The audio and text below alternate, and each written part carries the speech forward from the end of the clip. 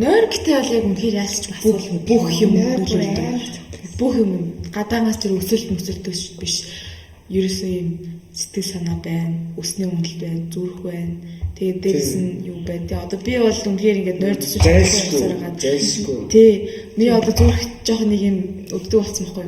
Яалчгүй ч одоо 9 өстөө ингээд авах бүр амар стресстэй байгаад айгүй олон юм зөвтөлж яваал. Тэгэл ер нь бараг шөнө 2 3 гэж удаа өглөө 6 гэж сул дахиж ингээд явдаг. Ер нь нойрны алдагт бүр амар болцсон байсан чинь одоо эцэст нь ингээд 2-оос 3 жилийн дараа ингээд үр дүнд гараад ингээд лайв гарч иж байгаа байхгүй. Тэгэхээр нойроос бас яг тийм шим тижээллийнхаа хажуугаар бас бүр ингээд нойроор нэг бичгээр дуулж байгаа байхгүй.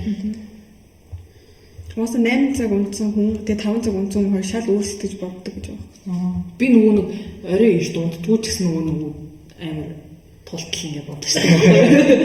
Би бас ер нь яг унтаал яваа унтаал. Угаасаа нэг ангид хоцордог юм билээ те ингэ.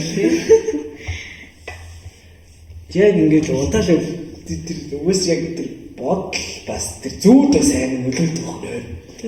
Тийм мэдгүй яг үнэхээр таатай зүйл зүйлээ би унтаал гэдэг шүү дээ. Тийм. Нүг сэрчээ бол яа за буцаад орё гэж.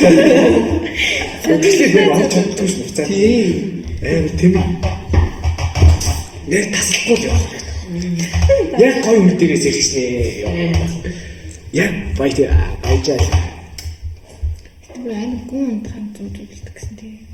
Би тэр амар унтсан би нэг зүйлдэг. Тэр гүн унтдаг гэсэн. Үгүй. Би яг шинжлэх ухааны талаас нь яг нойрны талаас хэлчихсэн. Хүнд ингэ биологийн цаг гэж байдаг. Тэр биологийн цаг ингээд бүр аягүй чухал. Тэгээд түрүү ингээд хүн ингээд баг ингээд гүн унтахаараа зүүдэлдэг гэдэг байгаа шүү дээ. Яг тэр нь болохоор яг шинжлэх ухааны талаар бол үүсэгддэг юм лээ.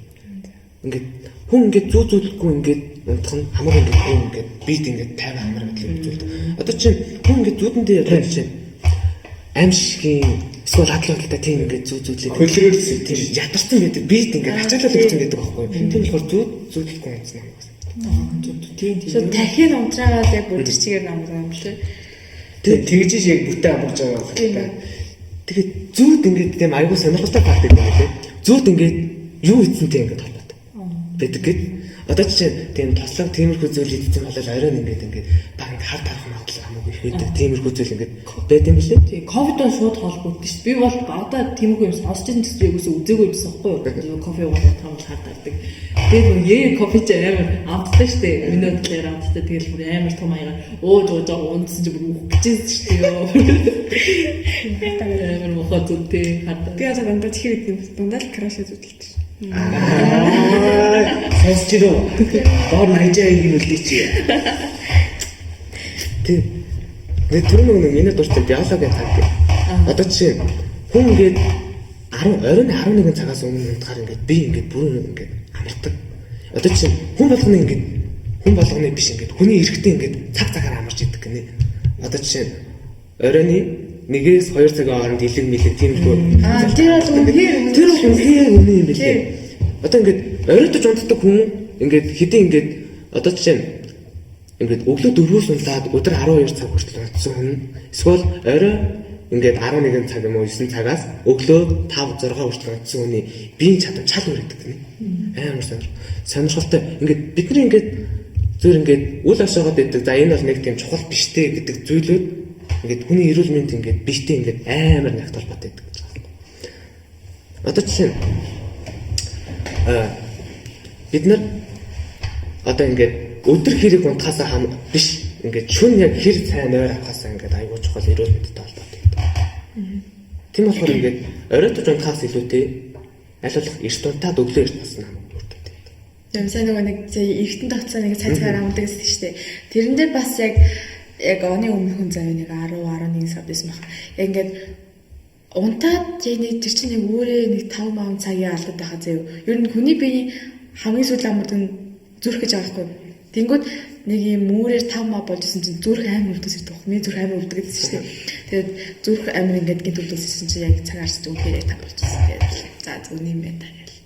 Гэтэ тэр бол үнээр амар айсан л та хүмүүс яг ингээд хүмүүс ингээд харах юм бол яг үүрээр хийх нь ингээ харагдаг гэдэг. Тэр гин шууд орж ирэл бүр айсан юм бариад басдаг.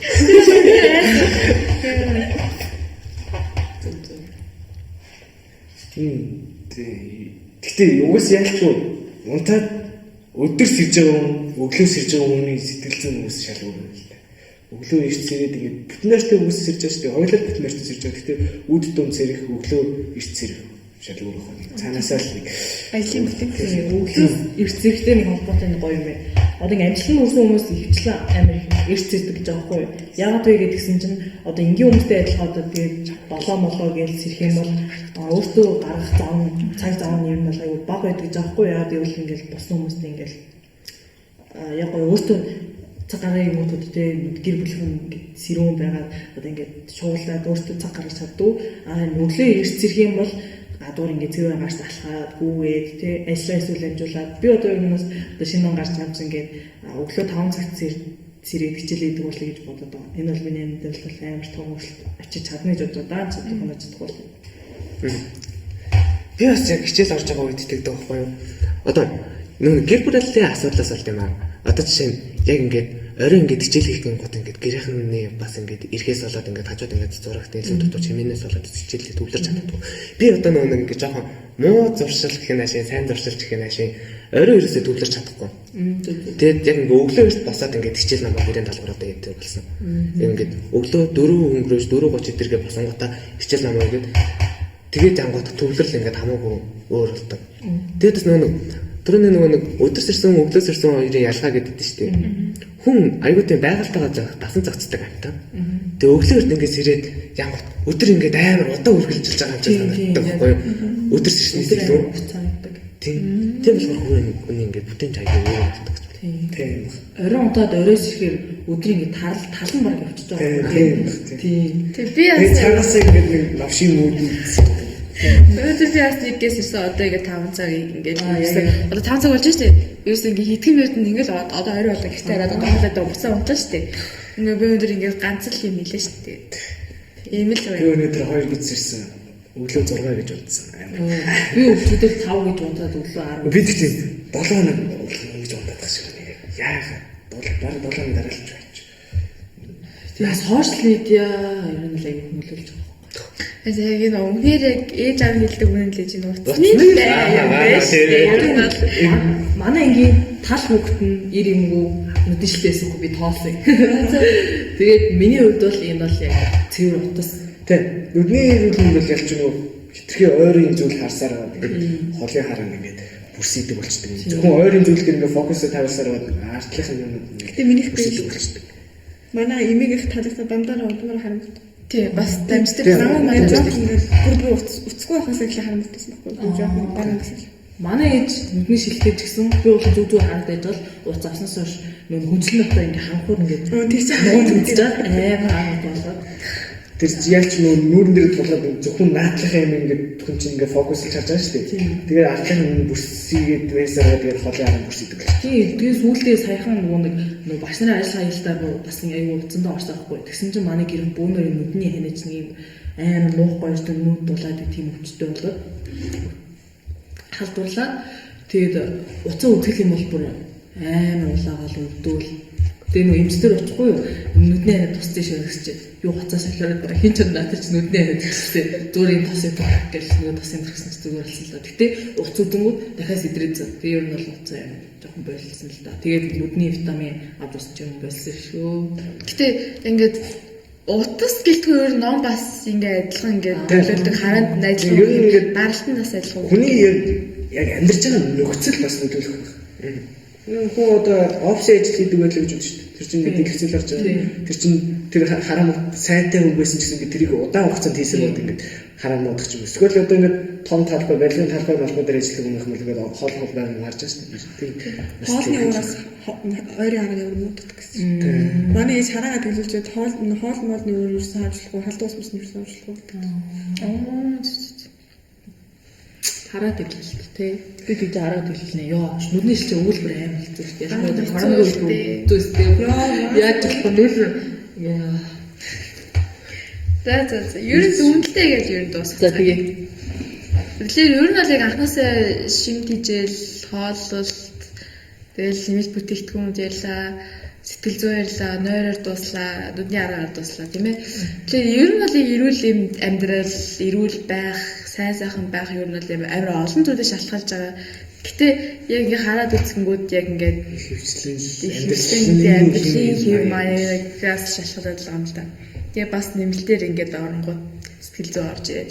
Сэтгэл зүйд бас яг тухайн хүн яг ямар нөхцөлд ямар гэр бүлд өсөж байгаашаа шалтгаалаад бас ингээд орчноо шалтгаалаад хичнээн мөнгөтэй яваад эрүүл биш бол тэгээ цаахан амьдарч чадахгүй шүү дээ манайхаа. Хувийн эрүүл мэнд одоо ингээд чухал ч гэсэн эрүүл мэнд ганцхан хамгийн түрүүнд өөрөөс эхлээд бусдад төгдөг. Бидний орчин ч гэсэн нөлөөдөг, орчин аягүй нөлөөлдөг гэдэг байгаа шүү дээ. Тийм болохоор бид нар өөрсдийнхөө энэ бүх зүйлийг ингээд өөртөө амьдралдаа хэрэгжүүлж эхэлснээр бусдадаа ингээд нөлөөлөд, гэр бүлдээ нөлөөлөд цаашлаад нийгэмдээ тийм сайхныг авчрах тийм боломжтой гэж харж байна.